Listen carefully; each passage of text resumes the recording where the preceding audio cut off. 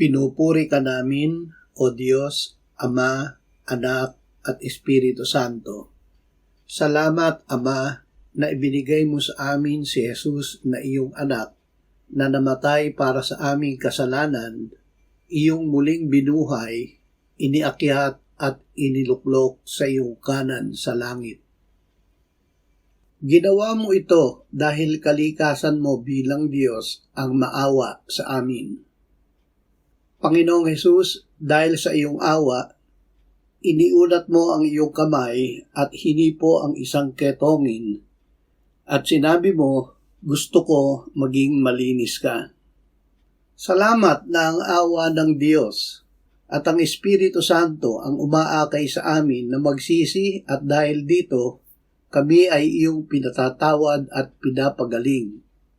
Ikaw ay siya rin kahapon, ngayon at magpakailanman. Amen.